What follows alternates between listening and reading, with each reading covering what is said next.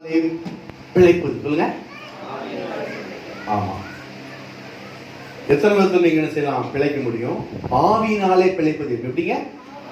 ஆவியினாலே, ஆவியானவர் மூலமாய் பிழைப்பது எப்படி? இது எப்படி இருக்குதுங்க?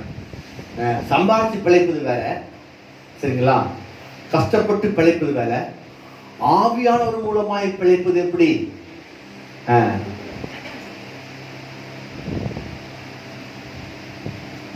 4 விதமான பிழைப்பு உண்டு. எப்படிங்க? ஆமா, ரோமர் 8:12 எடுத்து பார்த்தீங்கன்னா, மாம்சத்தில் பிழைப்பது சொல்லுங்க. மாம்சத்தில் பிழைப்பது. அந்த மாம்சத்தில் பிழைப்பது அப்படின்னா மாம்சிகமான ட்ரை பண்ணி முயற்சி பண்ணி அதுல பிழைக்கிற ஒரு காரியம் மாம்சத்தில் பிழைப்பது. அடுத்தது ஆவியினாலே பிழைப்பது சொல்லுங்க. ஆவியினாலே பிழைப்பது. 3வது காரியம் அவரால் பிழைப்பது சொல்லுங்க. அவரால் அப்படின்னா குமாரனாகி இயேசு கிறிஸ்து மூலமாய், திருவிருந்து மூலமாய், அப்பத்தின் மூலமாய், அவர் சரித்து மூலமாய் பிழைக்கிற ஒரு காரியம். அல்லேலூயா, ஆமென். அதாவது அடுத்த வாரம் ஃபர்ஸ்ட் வீக் நமக்கு திருந்து தரப்போம். ஏன் எதுக்கு திருந்து வைக்கிறோம்? மாசம் வைக்கிறோம், மாதத்துல ஃபர்ஸ்ட் வீக்கே வைக்கிறோம் அப்படின்னா ஞானஸ்தானம் எடுத்துக்கணும். பிதா குமார் பசு நாம ஞானஸ்தானம் எடுத்துக்கணும். எல்லாம் செய்யணும்.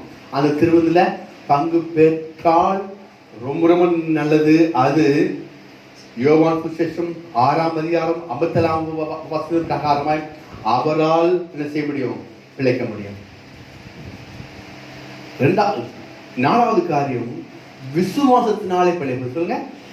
விசுவாசத்தினாலே பிழைப்பது.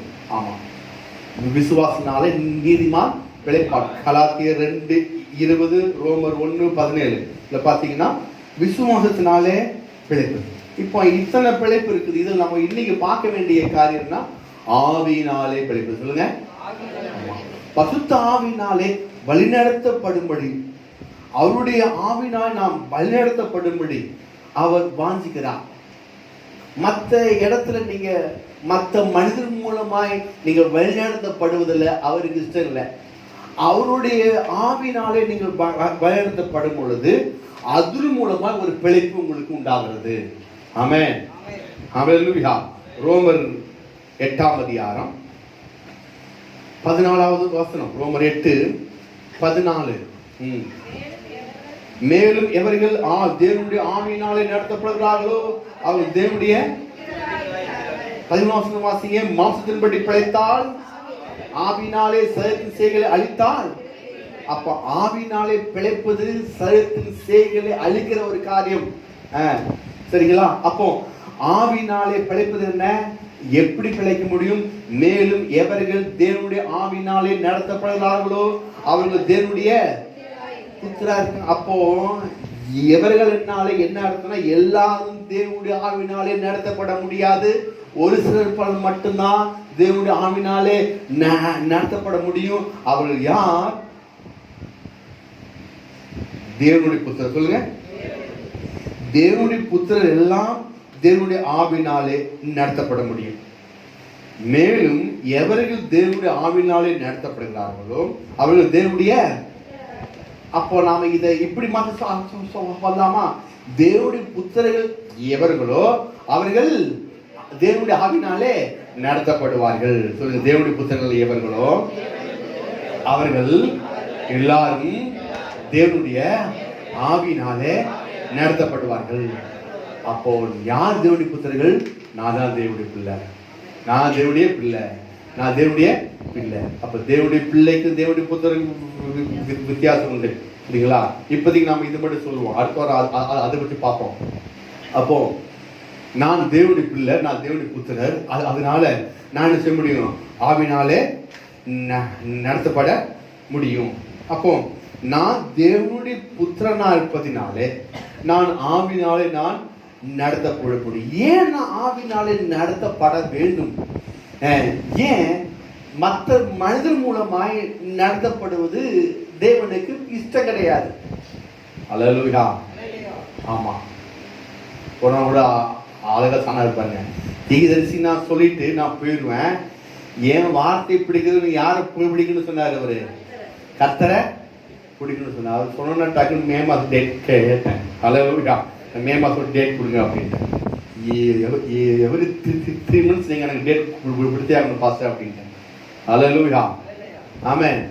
அப்போ இந்த மாதிரி தீர்க்கதரிசியாவது சொன்னதில்லை, என்ன ஃபாலோ பண்ணுங்க, என்கிட்ட வாங்க, வந்துக்கிட்டே இருங்க. ஆனால் இவர் அப்படி இல்லை, என்ன ஃபாலோ பண்ண வேணாம், நான் சொன்னதை சொல்லிட்டு போயிடும். அதுக்கப்புறம் யாரை ஃபாலோ பண்ணணும், இயேசுவை ஃபாலோ பண்ணணும் அப்படின்ட்டு. அதாவது சரியான தீர்க்கதரிசி. ஹல்லேலூயா. பாருங்க, அப்போ ஏன் கர்த்தர் ஃபாலோ பண்ணி அவர் நம்மளை நடத்தணும், நாம் ஏன் கர்த்தரையே எதிர்பார்க்கிறார் என்றால் அவர் நம்மை அப்படிதான் உண்டாகி இருக்கார். எபேசியர் புத்தகம் 2ஆம் அதிகாரம் 10ஆம் வசனத்துல அவர் நம்மை உண்டாக்குனதுடைய விதமே அப்படிதான். நற்கிரியைகளை செய்வதற்கு நாம் கிறிஸ்துவுக்குள் சிருஷ்டிக்கப்பட்டு தேவனுடைய செய்தியா இருக்கிறோம். அவைகளை நாம் நடக்கும்படி அவர் முன்னதாக அவைகளை ஆயத்தம் பண்ணியிருக்கிறார். அவர் நடக்கும்படி முன்னதாக நமக்கு இருக்காரு, ஆயத்தம் பண்ணியிருக்கிறார். ஹல்லேலூயா. வாசிங்க. ஏனெனில் நற்கிரியை செய்வதற்கு நாம் கிறிஸ்து சிருஷ்டிக்கப்பட்டு தேவனுடைய, ஆமா, நாம யாரா இருக்கிறோம்னா தேவனுடைய செய்தி, கடவுளுடைய செய்தியாய், அப்படிங்க, கடவுளுடைய செய்தியா இருக்கிறோம். அப்போ அவர் நம்மை உண்டாக்கி இருக்கிறார், அவர் நம்மை படைச்சிருக்கிறார். அப்ப அவர் நம்மை படைச்சதுனால எனக்கு எந்த குறையும் இருக்கக்கூடாது. ஆமென். அந்த குறை இருந்தா நீங்க சொல்லணும்னா கடவுளுடைய பிள்ளை, எனக்குள்ள கடவுளுடைய பெரிய ஒரு வல்லமை எனக்குள்ள இருக்குது, அதனால என்னுடைய குறை இயேசுவின் நாமத்தினால வெளியே போன்னு நீங்க உங்கள் வார்த்தை சொல்லலாம். சொன்னா வெளியே போய். ஆமென். உங்களுடைய குறைகள் எல்லாவற்றையும் நிறைவாக்கும்படி இயேசு உங்களோடு கூட இருக்கிறார். உங்களை சிருஷ்டித்ததே அதுக்குதான். ஹல்லேலூயா. அப்போ இது ஒரு மதமா பார்க்காதபடி நாம் என்ன செய்யணும், மார்க்கமா பார்க்க ஆரம்பிக்கும். மதம் அல்ல, கிறிஸ்தவங்கிற ஒரு மதம் அல்ல, இது தெரியுமா, அப்படி பண்ணி இப்படி பண்ணாங்க, நீங்க எதுவும் பண்ண வேணாம், முன்னாடி உன்னை பண்ணி வச்சுட்டார் ஆண்டவர். ஹல்லேலூயா. நீங்க எதுவுமே பண்ண தேவையில்லை, எதுவுமே செய்ய தேவையில்லை, நீங்க எதுவுமே பண்ண தேவையில்லை. கடவுள் உங்களை ஒரு அழகான சிருஷ்டியாய் உருவாக்கி வைத்தபடினால, நீங்க தேவனுடைய பிள்ளையா இருக்க அப்படினால உங்களுக்கு எந்த குறை இருக்க கூடாது. இருந்தால் அது வெளியே போய்விடும், அது நிவர்த்தி ஆகிவிடும், அது தீர்ந்து விடும். ஏனால் அவருடைய வல்லமை உங்களுக்குள்ள வரும் பொழுது அப்படிப்பட்ட மகத்துவமான காரியம் செய்யும். ஹல்லேலூயா. இது மதம் அல்ல, இது வெற்றியுள்ள மார்க்கம். இது மதத்தினுடைய போதனை அல்ல, மதத்துடைய இடம் இல்ல. இது கிறிஸ்துவம் என்பது வெற்றி மார்க்கம். வெற்றி மார்க்கம் என்ன சொல்லுது, அது என்ன உபாதிக்குது, அது என்ன உபாதிக்குன்னா, ஏனெனில் நற்கிரியை செய்வதற்கு நாம் கிறிஸ்து இயேசுவுக்குள் சிருஷ்டிக்கப்பட்டு, கிறிஸ்து இயேசுக்குள்ள இந்த சிருஷ்டிப்ப சொல்லல, இந்த சிருஷ்டிப்ப சொல்லல. ஆமா, கிறிஸ்து இயேசுக்குள் அப்படினாலே 1 கொரிந்தியர் 2 கொரிந்தியர் நினைக்கிறேன்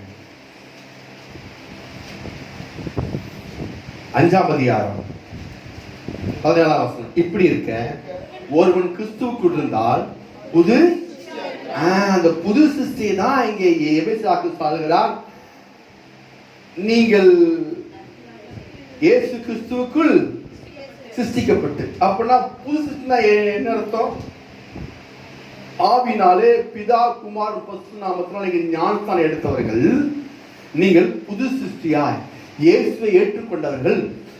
நான் இயேசுவை ஏற்றுக்கொள்கிறேன் அப்படின்னு சொன்னாலே உங்க ஆவி புதுசா மாற்றப்பட்டிருக்கு. உங்க ஆவி எப்படிங்க, ஆமா, புதுசா மாற்றம் ஒண்ணுமே செய்ய தேவையில்லை.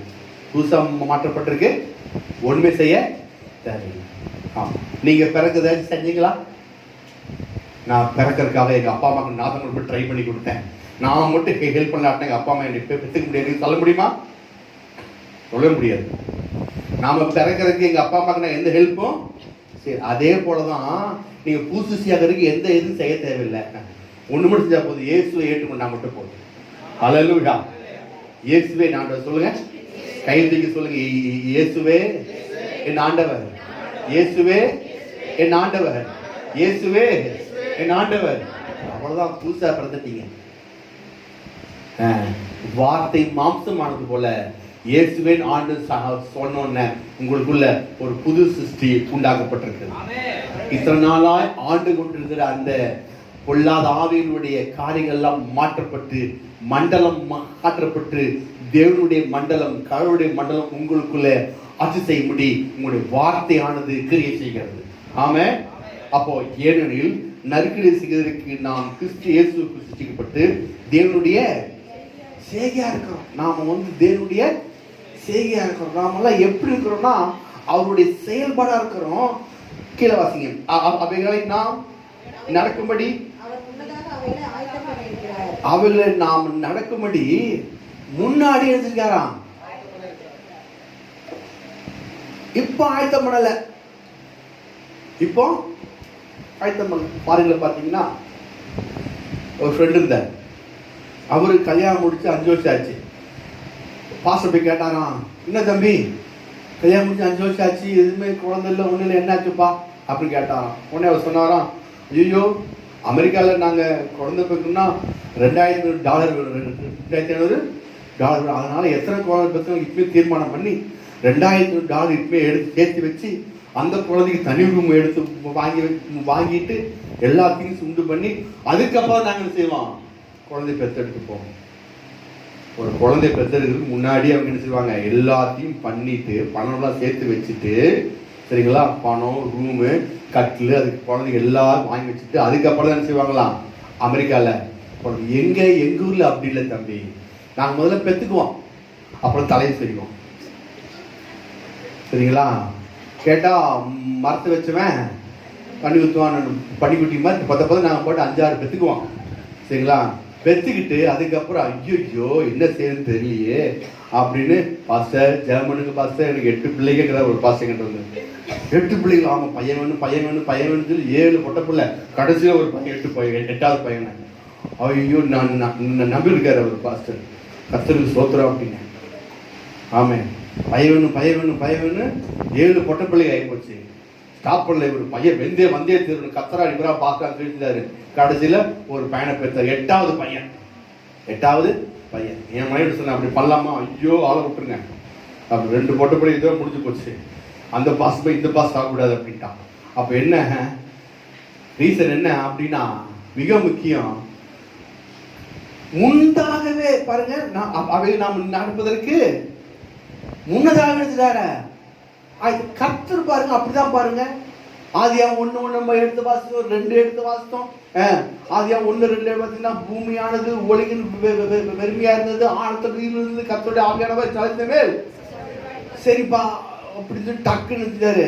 ஆதாம் ஏவாளையும் முன்னாடி உண்டாக்கிட்டாருன்னா அவனை எடுத்துருக்கணும், இருட்டிலே தடவிட்டு இருக்கணும். இருட்டிலே பூமியில பூமி எப்படிச்சுங்க, இருட்டா இருந்துச்சான். ஆமா, தண்ணியா இருந்துச்சான். தண்ணிக்குள்ள மேல 2 பேர் நீச்சல் இருப்பாங்க. என்னை ஃபர்ஸ்ட் உண்டாக்கிட்டாரு கடவுள். அப்படி உண்டாக்கல, கடவுள் இருந்தாரு. முதலாவது எல்லாத்தையும் ஒழுங்கு பண்ணாரு, எல்லாத்தையும் சிருஷ்டித்தாரு. கடைசியில் சிருஷ்டித்து முடிஞ்சு கடைசியில் தான் ஆதாமையும் ஏவாளையும் உண்டு பண்ணார். அல்லேலூயா. நான் சொல்லுகிறேன், கர்த்தர் நமக்கு முன்னதாகவே எல்லாவற்றையும் ஆயத்தம் பண்ணி இருக்கிறார் என்று பேரும் இருக்குது. அல்லேலூயா. எப்ப தெரியும் வாசிங்க, அவைகள் நாம் நடக்கும்படி. எபேசியர் 2:10 எல்லாம் சேர்ந்து வாசிப்போமா? ஏனெனில் நற்கிரியை செய்வதற்கு நாம் கிறிஸ்து சிருஷ்டிக்கப்பட்டு தேவனுடைய செய்கிறா இருக்கும். அவைகள் நாம் நடக்கும்படி அவர் முன்னதாக அவைகளை முன்னாடியே எனக்கு நான் எப்படி நடக்கணும், நான் என்ன செய்யணும், நான் எப்படி இருப்பேன், 10 வயசுல எப்படி இருப்பேன், 35 வயசுல எப்படி இருப்பேன், 40 வயசுல எப்படி இருப்பேன் என்பதை முன்கூட்டியே அவர் எனக்கு பிளான் பண்ணி வச்சுட்டார். அல்லேலூயா. அப்படியே பாஸ் எனக்கு எதுவுமே கிடைக்க மாட்டேங்குது, எல்லாமே ஆயத்தம் பண்ணிட்டார்ல, ஆயத்தம் பண்ணதுக்கு அப்புறம் எனக்கு என் வாழ்க்கை இன்னும் எதுவுமே மாறவே இல்லையே அப்படின்னா, வேதம் சொல்லுகிறது, 1 கொரிந்தியர் புஸ்தகம் 2ஆம் அதிகாரம் 9ஆம் வசனம்.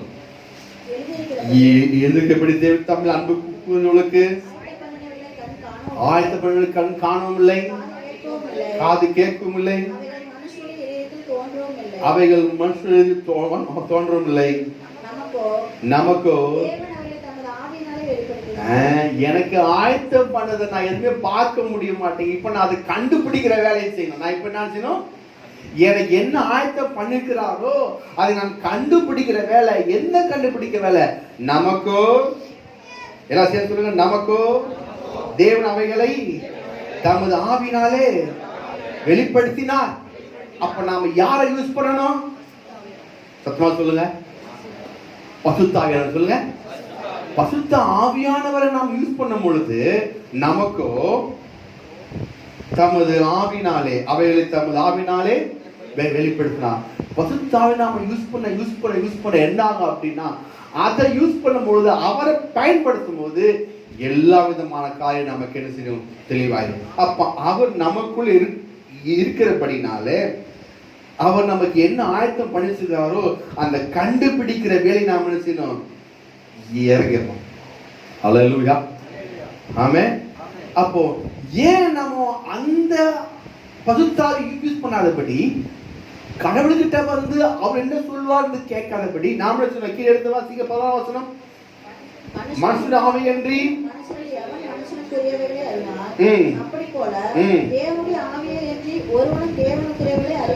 அப்போ நான் அவர் கண்டுபிடிச்சதை நான் கண்டுபிடிக்கணும்னா, அதை நான் பார்க்கணும்னா, அதுல நடக்கணும்னா, நான் மனித ஆவிகிட்ட போய் மனுஷகிட்ட போய் நின்று என்ன செய்ய முடியாது. இங்க போய் நிக்கிறது, அங்க போய் நிக்கிறது, லைன்ல நிக்கிறது, அங்க வருது, அப்படி இல்லாதபடி நான் உட்கார்ந்து எனக்குள்ள யார் இருக்கிறா? நமக்குள்ள யார் இருக்காருங்க? பசுத்த அந்த ஆவியை யூஸ் பண்ண ஆரம்பிச்சிட்டீங்கனாலே போதும். ஆண்டவரே எனக்கு பசுத்த ஆவியா இருக்கிறாரு, நான் இந்த வேதத்தை எடுத்து வாசிக்கும் பொழுது எனக்கு என்ன படிக்க நீங்க எனக்கு நீங்க சொல்லிக் கொடுங்க. அல்லேலூயா. அப்போ அவரை யூஸ் பண்ண என்ன ஆகும்னா, தம்முடைய சொந்த சித்தமெல்லாம் போய் அவர் சித்தம் நமக்கு செய்ய வேண்டிய ஒரு பாக்கியம். நாமெல்லாம் என்ன செஞ்சோம் அப்படின்னா, சிலங்க அவங்க பிளான் போட்டுறாங்க. ஒரு பிளானை போட்டு எல்லாத்தையும் நீட்டாக எழுதி வச்சுட்டு, இந்த ஆஃபீஸில் பார்த்தீங்கன்னா அவங்களே ஒரு பிளான் போட்டு ஜெயிக்கிட்ட போய் செய்வாங்க, நீட்டுவாங்க. அவர் செய்வார், சீலு வைப்பார், சும்மா ரப்பர் ஸ்டாம்ப் வச்சு என்ன செய்யணும்? சைன் போடணும். அப்படிதான் இன்னைக்கு என்ன செய்றாங்க? ஆவியானவரை அப்படி நம்ம சித்தத்தை எல்லாத்தையும் சொல்லிட்டு அவர்கிட்ட ரப்பர் ஸ்டாம்ப் மாதிரி அவர் குத்த வைக்கிறோம், குத்திட்டு நீங்க சைன் போடுங்க ஆண்டவரே அப்படின்னு சொல்றோம். அப்படி இல்லை, அவர் பிளான் எல்லாம் அவர்கிட்ட இருக்குது. நீங்க என்ன செய்யணும், எப்படி இருக்கணும், எந்த மாதிரி இருக்கிறீர்கள் என்பதை அவர் முன்கூட்டி உங்களுக்கு என்ன செய்யறாராம்? சொல்லி தரும்படி வாஞ்சியா இருக்கிறார். ஏன்? நாம் நற்கிரிகளை செய்யணும். நற்கிரிகளை என்ன தெரியுமா? நல்ல கிரிகளை செய்யும்படி அவர் ஆசைப்பட்டிருக்கிறார். இந்த பூமியில் நான் பிறந்ததுக்கு ஏதோ ஒரு நன்மையான கிரிகளை நான் செய்யணும், செஞ்சே தீரணுங்கிறது அவருடைய நோக்கமா இருக்கிறது. 1 கொரிந்தியர் 3ஆம் அதிகாரத்தில் சொல்லப்பட்டிருக்குது. என்ன அப்படின்னா, நம்முடைய கிரிகள் எல்லாம் பரலோகத்தில் போய் பார்க்கும் பொழுது விசுவாசிகளுடைய நியாயத்தீர்ப்பு இருக்கு பாருங்க. விசுவாசிகள் பரலோகத்துக்கு போயிடுவாங்க. பரலோகத்துக்கு போனதுக்கு அப்புறம் அங்க ஒரு நியாயத்தீர்ப்பு இருக்குது. அங்க நியாயத்தீர்ப்பு, அந்த நியாயத்தீர்ப்புல 1 கொரிந்தியர் 3ஆம் அதிகாரம் 12-13 நீங்க டைம் இல்ல, நான் சொல்றேன், அதை நீங்க வீட்டில் போய் வாசிச்சு பாருங்க. அங்க நம்முடைய கிரிகள்லாம் பொன், வெள்ளி, மரம், வெளியேற்பட்ட கல், புல்லு, வைக்கோல், இப்படி இருக்குமா நம்முடைய கிரிகள்லாம். அப்போ நம்முடைய கிரிகள்லாம் இப்படி இருக்கும் பொழுது அவரு ஒரு அக்கினி வருமா, அந்த அக்கினி அவரு பார்வை பார்ப்பாராம். அந்த பார்வை தான் அக்கினி. அவரு கண்கள் அக்கினி ஜோலை போட்டு இருக்குது. அந்த கண்கள் அவர் பார்க்கும் போது மரம், புல், வைக்கோல் எல்லாம் என்ன செய்யணும்? புசுன்னு விழுந்து போயிடும். ஒவ்வொரு விசுவாசிக்கும் எனக்கும் கூட ரெண்டும் கலந்தா இருக்கும். ரெண்டும் ஆமா. ஏன்? நான் தேவனுடைய மகிமைக்காக, நான் தேவனுடைய அவருடைய நாமத்திற்காக அவருடைய வல்லமைக்காக, அவருடைய மகிமைக்காக செய்கிறது எல்லாம் பொன் வெள்ளி விலையில பெற்ற கல்லா இருக்கும். என்னுடைய இஷ்டத்துக்காக, என்னுடைய சுய பிரயோஜனத்துக்காக நான் செய்தெல்லாம் மரம், புல், வைக்கோல். அப்போ எது விலையேற்பட்டது? பொன் வெள்ளி தான். ஆனா பார்க்கும்போது எது நல்லா லுக்கா இருக்கும்? ஒரு வைக்கோல் வேணும்னா, வைக்கோல் கொண்டு வரணும்னா ரோட்ல பாத்தீங்களா இல்லையா? மாட்டு வண்டியில் வைக்கோல் போச்சுன்னா பின்னாடி யாரும் போக முடியாது. மெதுவாக தான் கார் விட்டு போயிட்டு இருக்கணும். அவன் காசே பண்ண முடியாது. அவ்வளோ பெரிய வைக்கோல் தூக்கிட்டு போயிட்டு இருப்பான். ஆமா, 10,000 வாங்கிட்டு பெருசா போயிட்டு இருப்பான். அதே இது ஒரு பவுன் 3000 வாங்கி போட்டுனா போட்டுட்டு பாக்கெட்ல போட்டு வந்துடலாம். எப்படிங்க? பாக்கெட்ல போட்டு வந்துடலாம். வைக்கோல் பெருசா இருக்குமா? எப்படிங்க? பார்க்கறதுக்கு டேப்பா என்ன ஊழியம், டே பயங்கரப்பா, ஓ ஒண்ணு பயங்கரமா இருக்கும். வைக்கோல் மாதிரி பெருசா இருக்குமா? மதிப்பு வேல்யூ இருக்காது. ஏன்? தேவனுடைய மகிமைக்காக இல்ல, தேவனுடைய நாமத்துக்காக இல்ல, தேவனுடைய வல்லமைக்கு யூஸ் பண்ணிக்காதனால வைக்கோல் பெருசா இருக்கும். சரிங்களா? அதே தேவனுடைய மகிமைக்காக, நாமத்துக்காக வல்லமை செஞ்சா பொன்பு வெள்ளிமா இருக்கு. திரும்ப எடுங்க, எடுத்து பாக்கெட்ல போட்டு ரொம்ப ஈஸி. அப்போ நான் செய்யக்கூடிய செயலெல்லாம் பரலோகத்துல நல்ல செயலாய் மாறுவதற்கு சொல்றாரு. நற்கிளை செய்வதற்கு நீங்க உண்டாக்கப்பட்டிருக்கீங்க. அதனால நீங்க நற்கிளை செய்ய வேண்டும் என்றால் உங்களுக்கு தேவனுடைய ஆவி உள்ளுக்குள்ள அருளப்பட்டிருக்குது. அவரை யூஸ் பண்ணுங்க. அவர் உள்ளுக்குள்ள, அவர் உள்ளுக்குள்ள இருக்கிறாரு. அதனால நீங்க அவரை யூஸ் பண்ணுங்க, அவர் நோக்கி பாருங்க. அங்க அவர் என்ன சொல்றாரோ அதைப்படி செய்ய நீங்க கத்துக்கொள்ளுங்க. ஆமென், ஹல்லேலூயா, பிரைஸ் தி லார்ட். அப்போ மத்தவங்க சொல்றபடி செய்யலாமா? செய்யலாம், தப்பு ஒண்ணும் இல்லை. மத்தவங்க கிட்ட போய் கேட்கலாமா? கேட்கலாம், தப்பு ஒண்ணும் இல்லை. மத்தவங்க ஜெபிக்கலாம், தப்பு ஒண்ணும் இல்லை. ஆனா இதெல்லாம் கேட்டா கூட வசனத்துல உங்களுக்குள்ள இருக்கிற ஆவியானவர் என்ன சொல்றாரோ அதன்படி செய்ய நீங்க பாருங்க. ஹல்லேலூயா. காட்டுறோம் பாருங்க. அப்போஸ்தலர் புத்தகம் 16ஆம் அதிகாரம். அப்போஸ்தலர் புத்தகம் 16ஆம் அதிகாரம். பழைய ஏற்பாட்டிலும் புதிய ஏற்பாட்டுக்குள்ள வித்தியாசம் நீங்க பார்க்கலாம். 16 6ஆம் அதிகாரம் 6 7. பிரிகியா கலாத்தியா நாடுகளை கடந்து போன போது ஆசியாவிலே வசனத்தை சொல்லாதபடிக்கு பரிசுத்த ஆவியினாலே தடை பண்ணப்பட்டு. ஹலோ, என்ன வசனம்? என்ன இப்படி போட்டிருக்கு? வாசிங்க. அவர்கள் பிரிகியா கலாத்தியா நாடுகளை கடந்து போன போது ஆசியாவிலே வசனத்தை சொல்லாதபடிக்கு. வசனத்தை என்ன ஊழியம் பண்றாரு பவுல்? பிரசங்கம் பண்றாரு. வசனத்தை சொல்லாதபடி யாரு தடை பண்றாராம்? வசனத்தை நல்ல ஊழியம் தானே சொல்றாரு. இங்கே சொல்றாரு. இங்க சொன்னா வைக்கோல். ஹலோ, இப்ப புரியுதா எங்க வைக்கோல் ஆகுதுன்னு? இங்க சொல்லாதபடிக்கு பசுத்தாவியானவர் செய்யறாராம். பசுத்தாவியானவரே தடை பண்றார். என்ன? ஊழியம் பண்ணாத, பிரசங்கம் பண்ணாத, வார்த்தைகள் சொல்லாதன்னு சொல்லி அவர் பவுல் ஆசியா மேல பக்கம் போயிட்டு இருக்கும் பொழுது பவுல ஆவியானவர் செய்யறாரு, தடை பண்றார். என்ன சொல்லக்கூடாதபடி வசனத்தை போதிக்காதன்னு சொல்லி. ஏங்க, நல்ல காரியம் தாங்க செய்யறோம், வசனம் தாங்க போதிக்கிறோம், அதே தடை பண்ண. ஆமா, இதுதான் ஆவியானவருடைய வழிநடத்தல் மிக மிக முக்கியம். நீங்க என்ன செய்றீங்கன்னு முக்கியம் இல்ல, உள்ளுக்கு இருக்கிற ஆவியானவர் என்ன சொல்றாருன்னு முக்கியம். அல்லேலூயா. கை கொடுத்து சொல்லுங்க, நான் என்ன செய்யணும் முக்கியம் இல்ல, என்ன உள்ள சொல்றது, என்ன ஆவியானவர் சொல்றாரு அதுதான் முக்கியம். பாருங்க, இங்க வசனத்தை சொல்லாதபடி அவங்களை தடை பண்றாங்க. அது மட்டும் இல்ல, சரி தடை பண்ண சும்மா இல்லை பவுல். அப்பொழுது கீழே தடை பண்ணார். அப்புறம்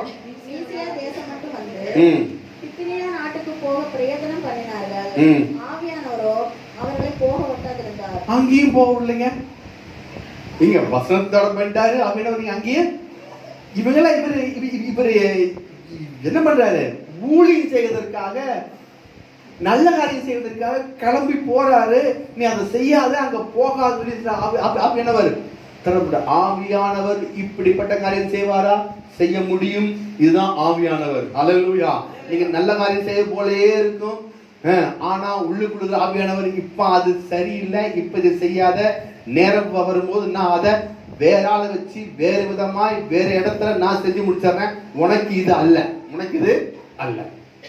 இதான் சொல்றேன் ஆவியானவர். சொல்லுங்க. ஆமா, நீங்க ஆவியானவர் யூஸ் பண்ண பழகணும். காலையில எல்லாரும் எத்தனை மணிக்கு எழுந்திருக்கிறீங்க? 5 மணிக்கு எழுந்திருக்க கை தூங்க. காலை 5 மணிக்கு எழுந்திரிச்சிடுறேன். அல்லேலூயா. 5 மணிக்கு எழுந்திரிச்சிடுறேன்.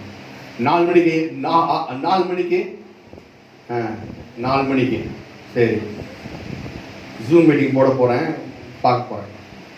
இது வாரம் ஜூம்ல கை தூக்கணும்னு நினைச்சிருங்க, ஜாயின் பண்ணிருங்க. 4 மணிக்கு ஒரு ஜூம் வரும், ப்ரேயர் மீட்டிங்கு. 5 மணிக்கு ஒரு ஜூம் வரும். ஆமா, ஜூம் லிங்க் கையில் உங்களை அமுச்சு விட்டுருவேன். நீங்க காலைல இருந்துச்சு 4லேருந்து 5 டன்ஸ் மட்டும் பேசணும், 5லேருந்து 5:30 டன்ஸ் மட்டும் பேசணும். அல்லேலூயா. ஆமா, டன்ஸ் மட்டும், அன்னி பாஷை மட்டும் பேசணும். அப்படி இல்லாதவங்க ஸ்தோத்திரம் மட்டும் பண்ணணும். அல்லேலூயா. ஆமென். அப்போ இது ஏன் ஆவியானவர் நடத்துற ஒரு காரியம்? சொல்லுங்க. ஆவியானவர். ஆமா, ஆவியானவர் நம்மளை நடத்தினார்னா எல்லாம் நிறைவா இருக்கும். பாருங்க, இங்க பாருங்க. இங்க ஒருத்தர் பழைய பாட்டுல ஒரு காரியம் காட்டிக்கிறேன், புதியப்பட ஒரு காரியம் காமிக்கிறேன். இந்த காரியத்தை அப்படியே வச்சிருங்க. நம்ம என்ன செய்வோம்? பழைய பாட்டுக்கு போயிட்டு திரும்பி செய்வீங்க, வருவோம். 1 சாமுவேல் புத்தகம் 9வது அதிகாரம் 3ஆம் வசனத்தில் வாசிப்போம். 1 சாமுவேல் 9:3. சவுலின் தகப்பனாகிய கீசுடைய கழுதைகள் காணாமல் போயிற்று. ஆகையால் கீஸ் தன் குமாரனாகிய சவுலை நோக்கி, நீ வேலைக்காரர்கள் ஒருவனை கூட்டிக் கொண்டு கழுதைகளை தேட புறப்பட்டு போய் என்றான். அப்படியே அவன் எப்பிராயீம் மலைகளையும் சலீசா நாட்டையும் கடந்து போனான். அங்கே அவைகளை காணாமல் சாலிம் நாட்டை கடந்தார்கள். இப்போ நான் சொல்றேன், ஈஸியா சொல்ற மாதிரி, இங்க ஒருத்தர் பேர் சவுல், இங்க ஒருத்தர் பேருங்க சவுல். அவருக்கு என்ன பிரச்சனை? வீட்டுல இருக்கிற கழுதை காணும், வீட்டுல இருக்கிற கழுதைய காணும். இப்ப கழுதை காணும்னா அந்த காலத்துல என்ன பண்ணாங்கன்னா, சரி எங்கேயாச்சும் போய் செய்வோம், நாம தீரசிட்டு போய் கேட்போம். ஆமா அப்படின்னு போறாங்க. நீங்க வீட்டுல போய் பார்த்து பாருங்க. அப்புறம் போகும்போது அதுக்கு முன்கூட்டியே ஆண்டவர் இவன் பற்றி, இவனுக்கு என்ன ஆயத்தம் பண்ணினாரோ, இவனுக்கு என்ன சொன்னாரோ, இவனுடைய என்ன விதமான நோக்கம் இருக்குதோ அதை தீர்க்கதரிசிக்கு சொல்லிட்டார். தீர்க்கதரிசிக்கு சொல்லிட்டார். வசனம் 15ஆம் வசனம். சவுல் வர ஒரு நாளுக்கு முன்னே, சொல்லுங்க, சவுல் வர ஒரு நாளுக்கு முன்னே விலை எடுத்துக்கங்க. கர்த்தர் சாமுவேலை காது கேட்க நாளை நேரத்துக்கு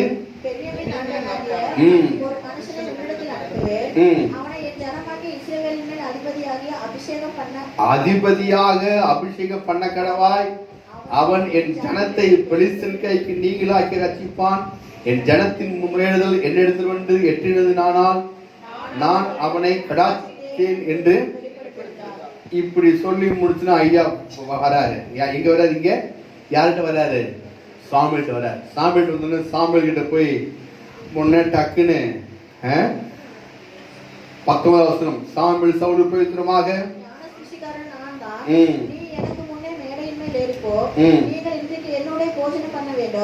நாளை காலமே நான் உன் இதயத்தில் உள்ளது எல்லாவற்றையும் உனக்கு அறிவித்து உன்னை அனுப்பிவிடுவேன்.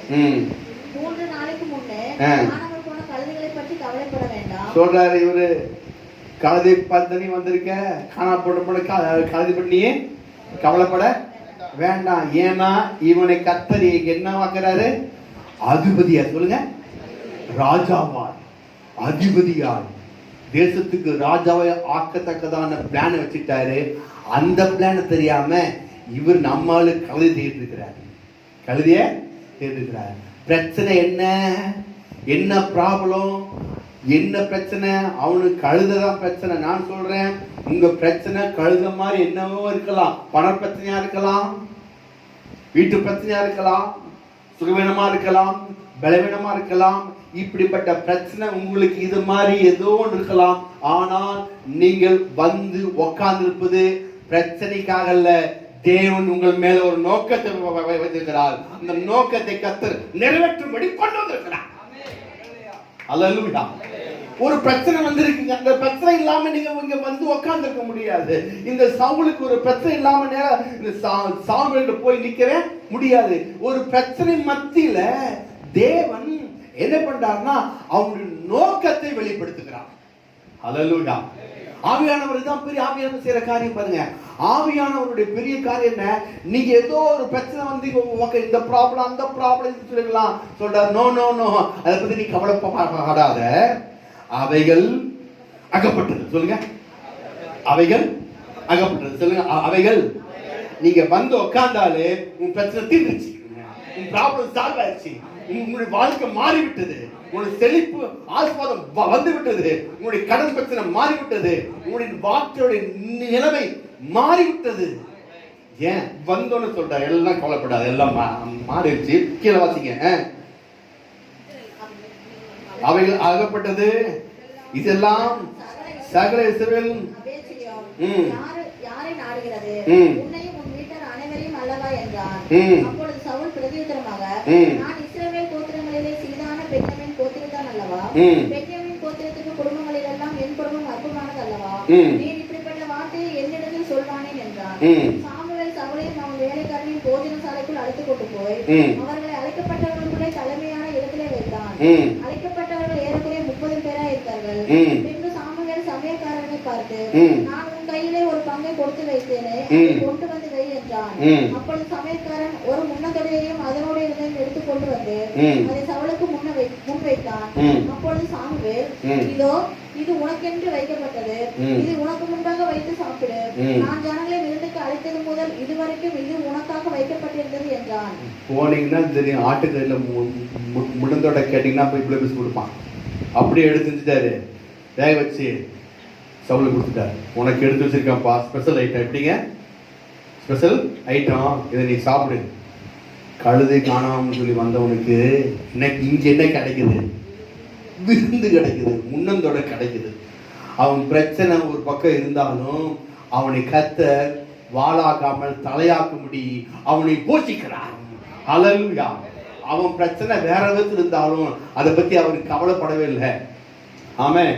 நான் சொல்லுகிறேன், உங்க வாழ்க்கையில என்ன பிரச்சனை இருந்தாலும் சரி, நீங்கள் கர்த்தரிடத்தில் வந்து விட்டா அது உங்களை கீழே தள்ளாது. கர்த்தரிடத்தில் வந்த மாற்றத்தில் உங்களை அது மேலே மேலே மேலே கொண்டு போயிட்டா இருக்கும். கர்த்தர் பெரியவரா இருக்கிறார். ஆமென். இப்ப பாருங்க, கழுதை தேட போனவன் பிரச்சனை சால்வ் ஆயிடுச்சு, கழுதை வீட்டுக்கு போயிடுச்சு. இவன் நோக்கத்தை கர்த்தர் சொல்லிட்டார். இது பழைய பாட்ட விஷயம். ஆனா நியூ டெஸ்ட்மெண்ட்ல பாத்தீங்கன்னா அப்போஸ்தலர் 16ஆம் அதிகாரம், இதே எடுத்து வாசிங்க. 16 11 சரி 16 5 6 நீங்க இப்ப வாசது. அதனாலே சபைகள் விசுவாசத்தில் ஸ்திரப்பட்டு நாளுக்கு நாள் பெருகினர். அவர்கள் பிரிகியா கலாத்தியா நாடுகளை கடந்து போனபோது ஆசியாவிலே வசனத்தை சொல்லாதபடிக்கு பரிசுத்த ஆவியினாலே தடை பண்ணப்பட்டு மீசியா தேசம் மட்டும் வந்து பித்தினியா நாட்டுக்கு போக பிரயத்தனம் பண்ணினார்கள். ஆவியானவரோ அவர்களை போக ஒட்டாதிருந்தார். அப்பொழுது அவர்கள் மீசியா பக்கமாய் போய் துரோவாவுக்கு வந்தார்கள். அங்கே ராத்திரியிலே பவுலுக்கு ஒரு தரிசனம் உண்டாயிற்று. அது என்னவெனில், மக்கெதோனியா தேசத்தான் ஒருவன் வந்து நின்று, நீ மக்கெதோனியாவுக்கு வந்து எங்களுக்கு உதவி செய்ய வேண்டும் என்று தன்னை வேண்டிக் கொண்டதாக இருந்தது. அந்த தரிசனத்தை அவன் கண்டபோது அவர்களுக்கு சுவிசேஷத்தை அறிவிக்கும்படி கர்த்தர் எங்களை அழைத்தார் என்று நாங்கள் நிச்சயித்துக் கொண்டு உடனே மக்கெதோனியாவுக்கு புறப்பட்டு போக. இப்ப பாருங்க, 2 இடத்துல கர்த்தர் ஸ்டாப் பண்ணிட்டார். அங்க சாமுவேலை தேடி யார் போறா? சவுல் போறான். சரிங்களா? இங்க பாருங்க, ஆவியானவர் 2 இடத்துல பிளாக் பண்றார். ஒண்ணு வசனத்தை சொல்லாதுன்னு சொல்லி பிளாக் பண்ணிட்டாரு. அடுத்தது என்ன பண்ணிட்டாரு? போகாதுன்னு சொல்லி அதையும் தடுத்துட்டாரு. அதுக்கப்புறம் இப்போ இவருக்கு படுத்து தூங்கும் போது ஒரு தரிசனம் வருது, சொப்பனம் வருது. மக்கதோனியால ஒருத்தவனு செய்றான், தேசம் வந்து செய்றாம நின்று மக்கதோனியா மைக்கில் தான் வாசிங்களேன். நீர் மக்கதோனியாவுக்கு வந்து எங்களுக்கு உதவி செய்ய வேண்டும் என்று தன்னை வேண்டிக் கொண்டதாக இருந்தது. ஒரு மக்கதோனியால வந்து செய்யும்படி வேண்டிக் கொள்ளும்படி ஒரு தரிசனத்தை தூங்குவது பார்க்கலாம். இப்ப ரெண்டு பக்கமும் ஸ்டாப் ஆயிடுச்சு. இப்போ எங்க வேலை செய்யுது? இப்போ உள்ளுக்குள்ள ஒரு தரிசனம். எப்படிங்க? உள்ளுக்குள்ள ஒரு தரிசனம் வருது. இந்த தரிசனத்தை பார்த்துக்கிட்டு நீங்க அப்படியே வந்தீங்கன்னா 11ஆம் வசனத்திலிருந்து வாசிங்க. துரோவாவிலே கப்பல் ஏறி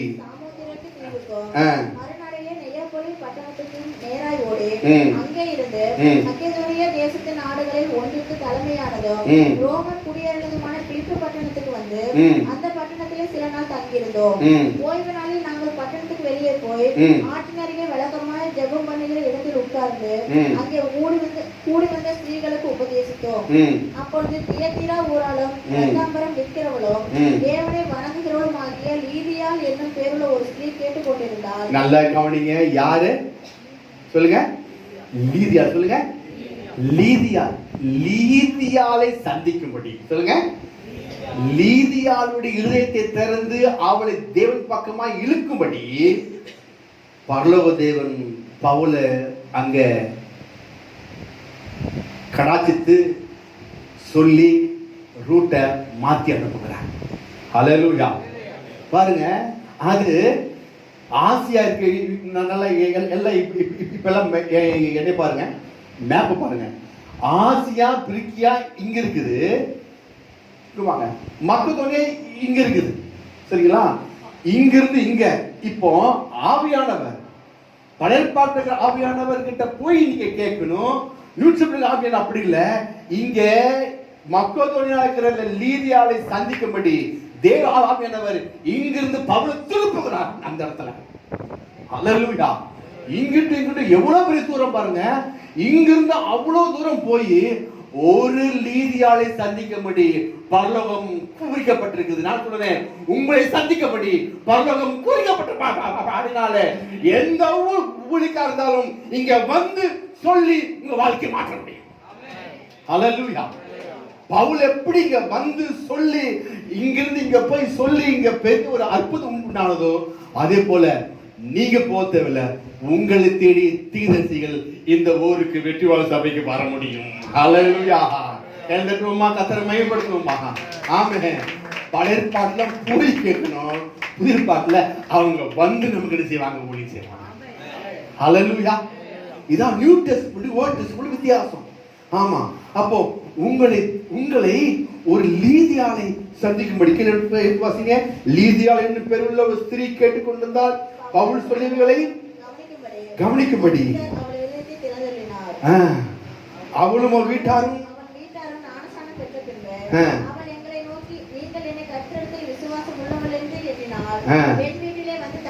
பாருங்க. இந்த மக்கதோனியா பட்டணம் ஐரோப்பா பட்டணம். சொல்லுங்க. ஐரோப்பாவில் ஃபர்ஸ்ட் ஊழியத்தை இங்கிருந்து தான் பவுல் ஸ்டார்ட் பண்ணார். இங்கிருந்து ஸ்டார்ட் பண்ணி தான் ஐரோப்பா தேசம் முழுவதும் இப்போ கிறிஸ்துவ நாடாய் மாறிவிட்டது. ஹல்லேலூயா. அதற்கு முதல் காரணம் இந்த யாருவ லீதியா. லீதியாவுடைய மூலமா வீட்டுல தங்க வச்சு அங்கே போஷித்து பவுல் அங்க செஞ்சு ஆட்டோமேட்டிக்கா தங்க வச்சு பவுல் எல்லாத்தையும் கொடுத்து அந்த தேசம் முழுவதையும் இன்று ஐரோப்பா தேசம் முழுவதும் கிறிஸ்துவ தேசமாய் மாறுவதற்கு அன்றைக்கு பவுல் செய்த காரியம் இதுதான். கர்த்தர் அங்க போக விடாதபடி தடுத்தார். ஹல்லேலூயா. பரிசுத்தாவியானவருக்கு ஒரு பெரிய நோக்கம் உண்டு, அவருக்கு பெரிய ஒரு காரியம் உண்டு. அவருக்கு நீங்க முதல்ல கொடுத்து டங்ஸ் பேசிக்கொண்டே இருந்து அபிஷேகத்தை நிறைய கொண்டு இருந்தீங்கன்னா உங்களை அவர் நடத்துற விதம் அற்புதமானது, அதிசயமானது, ஆச்சரியமானது. ஹல்லேலூயா. ஆமென். பாருங்க, ஒரு ஸ்திரியை ரட்சிக்கும்படி எங்கிருந்து எங்க விட்டாரு பாருங்க. ஆவியானவர் சொல்லுங்க. ஒருத்தர் நான் சொல்றேன், உங்க குடும்பத்துல உங்களை கர்த்தர் தொடும்படி அவர் எந்த இடத்துக்கும் கீழே இறங்குவார். அல்லேலூயா. எப்படி செய்வார்? உங்களை பெரிய ஆளாய் மாற்றும்படியாக, கோடீஸ்வரனாய் மாற்றும்படியாக, தேவனை சந்திக்கும்படியாக, அற்புதங்கள் உங்கள் வாழ்க்கை செய்யும்படியாக தேவன் எதையும் செய்ய வல்லவராக இருக்கிறார். அல்லேலூயா. எல்லாம் சிரிப்போமா? அப்படிப்பட்ட தேவன் நாம் என்ன செய்ய போறோம்? இன்னைக்கு ஆராதிக்க போகிறோம். ஏன் ஆராதிக்கிறோம்? எதுக்காக ஆராதிக்கிறோம் அப்படின்னா, அவர் என்னுடைய வாழ்க்கையில மகத்துவமான காரியங்கள் செய்ய வல்லவராக இருக்கிறார். ஆமென். சோர்ந்து போக வேண்டாம். இன்னைக்கு நீங்க வந்திருக்கீங்க, உங்க வாழ்க்கையெல்லாம் மாற்றப்படும். வாழ்க்கையெல்லாம் மாற்றப்படும். உங்களோட பிரச்சனை எல்லாம் தீர்க்கப்படும். நீங்க நம்பிதான் வந்திருக்கீங்க. ஒரு மனுஷனை நம்பல, இயேசுவை நம்பிட்டீங்க.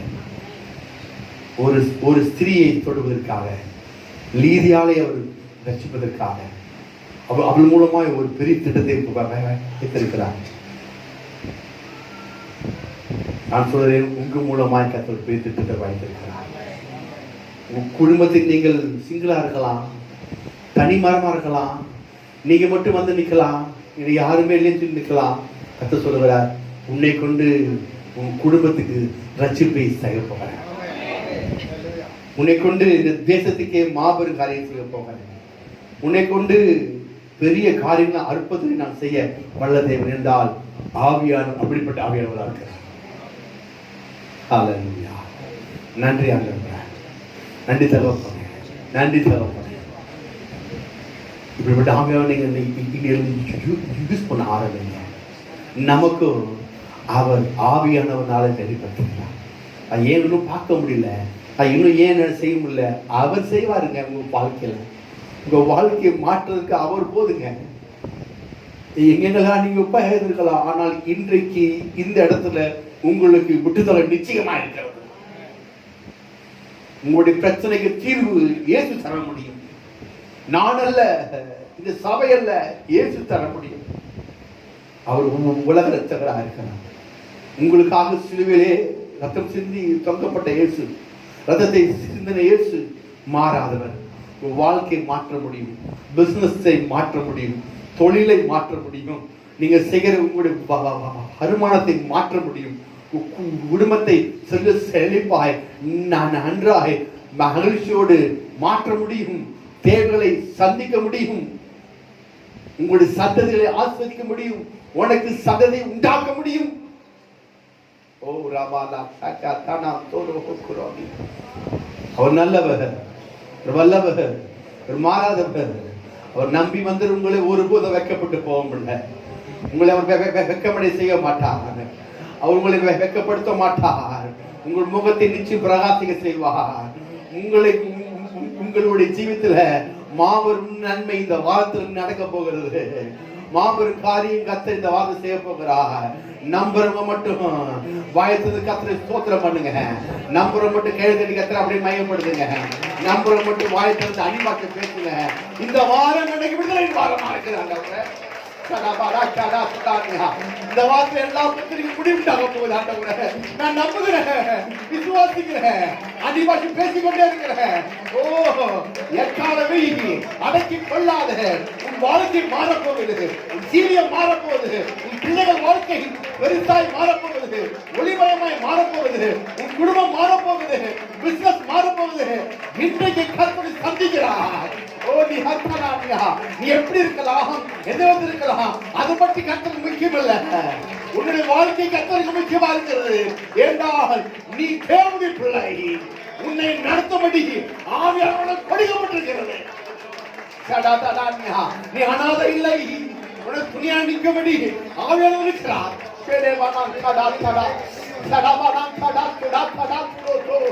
நீ தனிமை இல்லை, நீ அனாதை இல்லை, தேவன் நம்மோடு இருக்கிறார். அந்த உண்டாகிற கர்த்தர் உன்னோடு கூடவே இருக்கிறார். எதற்கும் பயப்பட தேவையில்லை, எதற்கும் கலங்க தேவையில்லை, எதற்கும் தயங்க தேவையில்லை. விதியோட வாசன அதே கர்த்தர் பராக்கிரமசாலியே, கர்த்தர் உன்னோடு இருக்கிறார். ஷடபடம் கடமம் கட ஷடதடம் கட தனமன கட ஷடபடம் கட தனம் கட குடுகுடுபே ரிபனமம் கடானியா அநேக கேள்வியோடு வந்திருக்கலாம். உன் கேள்விக்கு பதில் இயேசு. உன் கேள்விக்கு பதில் இயேசு. உன் கேள்விக்கு பதில் எல்லாம் இயேசுவா இருக்கிறார். உன் எல்லா கேள்விகளுக்கும் இயேசுவே பதிலா இருக்கிறார். ஓ ரபானாம் சபானாம் சகதா லோலோமம் கதமம் தனானி நஹரஹம் தனானியா. எனக்கு ஏன் விடுதலை இல்லையே, எனக்கே இது ஆக மாட்டேங்குது, எனக்கே இப்படிப்பட்ட பிரச்சனை, எனக்கு மட்டும்தான் இப்படி பிரச்சனையா இருக்குது, என்ன செய்ய தெரியல, கும்பிடாத கோயில் இல்ல, போகாத இடம் இல்ல, எல்லாம் போயிட்டு வந்துட்டேன், எனக்கு எதுவுமே ஆகவே நீ நின்று கொண்டிருக்கலாம். கர்த்தர் சொல்கிறார், இன்றைக்கு உனக்குள்ள அற்புதம் உண்டாக போகிறது, உன் வாழ்க்கையை மாற போகிறது, ஜீவியம் மாற போகிறது. இயேசுவை நம்பி வந்திருக்க உனக்கு நீ வெட்கப்பட்டு போவதில்லை. இன்றையிலிருந்து உன் குடும்பம் செழிக்க போகிறது, சந்ததி வளர போகிறது. ரிபானா காக்கா கானா கோட்டோ லியாரா ஹங்கனே ஹங்கவானா ஹந்தானா கோட்டோ தி ரிபானாமா ரிஹான் கபாலாமா உட ஹந்தரா நிஹா. அநேக நாளா இந்த துக்கங்களை கர்த்தர் மாற்றிருக்கிறார். அநேக நாளாய் நீ கண்ணி வைத்த கர்த்தர் பதிலை கொடுத்து விட்டார். ஓஹோ, புதிய சகாப்தம் உண்டாக போகிறது, புதிய காரியம் உண்டாக போகிறது. உன் வாழ்க்கையில ஆவியானவர் செய்வதை பார்த்து பார்த்து பார்த்து பார்த்து குறித்து மகிழ போகிறாய். லேபேலி ஹந்தபாலா ஹந்தா லோமானா ஹந்தாலோ. நன்றி ஆண்டவரே, நன்றி தகப்பனே, நன்றி ஆண்டவரே. ஷடஹாதோடபம் ஷடா ஷடதடஹா தலஹா ஷடகடம் தடபம் தடதடபம் தடஹி துடபம் தடாமியா. நன்றி நன்றி நன்றி. ஜெபம். ஓ ஃபாதர், ஸ்தோத்திரிக்கிறோம் ஆண்டவரே, உம்மை துதிக்கிறோம் ராஜா, சர்வ வல்லவரே உம்மை துதிக்கிறோம். யெகோவாவே உம்மை ஸ்தோத்திரிக்கிறோம். யெகோவா ஷம்மா உமக்கு ஸ்தோத்திரம், யெகோவா ராஃபா உமக்கு ஸ்தோத்திரம் ஆண்டவரே. பரிசுத்தமுள்ள நல்ல பிதாவே, உமது குமாரனாகிய இயேசு கிறிஸ்துவின் மூலமாய் உம்முடைய சமூகத்திலே வருகிறோம். நாங்கள் இந்த கேட்ட வார்த்தைக்காய் நாங்கள் நன்றி செலுத்துகிறோம் ஆண்டவரே. எங்களுள் இருக்கிற வாசம் பண்ணுகிற பரிசுத்த ஆவியானவரே, தேற்றரவாளனே உம்மை நன்றியோடு துதிக்கிறோம் ஆண்டவரே. நீ அக்கினி ஜாலையாய் வருகிறீர், காற்றாய் இருக்கிறீர், நீராய் இருக்கிறீர், நீரூற்றாய் இருக்கிறீர் என்று வேதத்திலே அநேக இடங்களிலே நாங்கள் வாசிக்கிறோம். எங்களுக்குள்ளாக இருக்கிறவரே, ஒரு லீதியாளை சந்திக்க ஆண்டவரே அநேக தேசங்களில் இருந்து ஆண்டவரே மக்கோதனையாக்க அனுப்பிய பொழுது கர்த்தாவே, அதே போல எங்களை சந்திக்க எங்களை தேடி தீர்க்கதரிசிகள் வருவார்கள் என்று நாங்கள் கேட்டோம் ஆண்டவரே. அந்த வார்த்தைக்காய் நாங்கள் நன்றியோடு உம்மை துதிக்கிறோம் ஆண்டவரே. கர்த்தாவே, கேட்ட வார்த்தையின் பிரகாரம் ஆண்டவரே, முதலாவது உமக்கு நாங்கள் இடத்தை கொடுக்கும் பொழுது, கர்த்தருக்கென்று ஒரு இடத்தை வைக்கும் பொழுது, எங்களுடைய எல்லா காரியங்களும் நீர் மாற்றப் போவதற்காய் நன்றியோடு துதிக்கிறேன். விடுதலையை கொடுத்ததற்காய் நாங்கள் நன்றியோடு துதிக்கிறோம் ஆண்டவரே. எங்களுக்குள்ள இருக்கிற பரிசுத்த ஆவி ஆண்டவரே, உம்முடைய கிருபைகளுக்காய் நன்றியோடு துதிக்கிறோம். ஒவ்வொரு நாளும் ஆண்டவரே கர்த்தாவே, நாங்கள் அபிஷேகத்திலேயே நிறைந்து இருக்க கர்த்தாவே நீர் எங்களுக்கு காண்பிக்கும்படியாக இந்த கர்த்தரை கொடுக்கிறோம். என்ன செய்ய வேண்டும், என்ன சொல்ல வேண்டும், எங்கே போக வேண்டும், எப்படி பேச வேண்டும் என்று எங்களுக்கு போதித்து தருகிறவராய் இருப்பதற்காய் நன்றியோடு துதிக்கிறோம். நான் உனக்கு முன்பே போய் உனக்கு நடக்க வேண்டிய வழியை உனக்கு காட்டுவேன், உண்மையில் கண்ணை வைத்து உனக்கு ஆலோசனை சொல்லுவேன் என்று சொன்ன வார்த்தைக்காய் நன்றியோடு துதிக்கிறோம் ஆண்டவரே. உடைய கிருபைகளுக்காய் நன்றி செலுத்துகிறோம். ரிபே லேமே நேகே தூனே மேனே ஷிபி ரிபி லாகதானமோ ஓரபா லாராதானமோ ஷகரக லகதானமோ யாங்கதுரா ஓ ரிபி நீரி நீனி மீனி நீ என்னால் மறக்கப்படுவதில்லை என்று சொன்னீரே. ஓரபா லாராதானமோ ஷகரபா லாரக உன்னை உள்ள கைகளை வரைந்திருக்கிறேன் என்று சொன்னீரே. ஓ ரிபே லேமே நேகே தூனா உன்னை முத்திர மோதிரமாய் வைத்திருக்கிறேன் என்று சொன்னீரே. ஓரபா லாராதானமா தாயின் கருவிலே உன்னை அறிந்து வைத்திருக்கிறேன் என்று சொன்னீரே. ஓரபா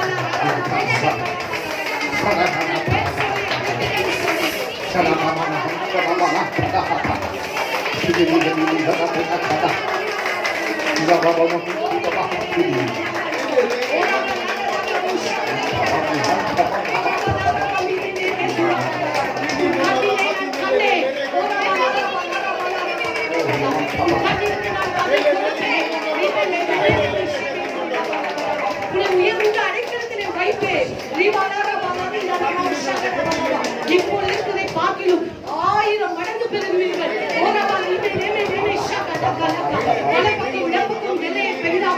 தீங்கு அணுகாதற்கு முன்பு என் வல்ல கரத்தை உங்கள் மீது வைப்பேன். ஆவியானவரே, நாங்கள் நன்றி செலுத்துகிறோம், நாங்கள் கனப்படுத்துவோம். ஒவ்வொரு நாளும் உம்மை போற்றி உம்மை துதித்துக் கொண்டே இருப்போம் ஆண்டவரே. எப்பொழுதும் நீர் வாசமாய் இருப்பதற்காக நாங்கள் நன்றியோடு துதிக்கிறோம் ஆண்டவரே. எல்லாவற்றையும் தாழ்த்துகிறோம். இங்க வந்த ஒவ்வொருவரையும் நீர் ஆசீர்வதித்ததற்காக நாங்கள் நன்றி செலுத்துகிறோம் ஆண்டவரே. ஒரு விசுகள் தாழ்த்துகிறோம். உடைய வல்ல பாதப்படியிலே ஒப்படைக்கிறோம். எல்லா துதியும் கனமும் மகிமையும் நாங்கள் ஒருவருக்கே செலுத்துகிறோம். இயேசு மூலம் கேளும் ஜீவனுள்ள நல்ல பிதாவே, ஆமென். என் ஆத்மாவை கர்த்தரை ஸ்தோத்திரி, என்னுடைய நாமத்தை ஸ்தோத்திரி. என் ஆத்மாவை கர்த்தரை ஸ்தோத்திரி. அவசியமானது கர்த்தரை கிருபையும் பிதாவுடைய அன்பும் பரிசுத்தமாய் பாலியல் புசாக நமக்கு வருவாங்க. ஹல்லேலூயா, ஹல்லேலூயா. எல்லாருக்கும் ஸ்தோத்திரம்.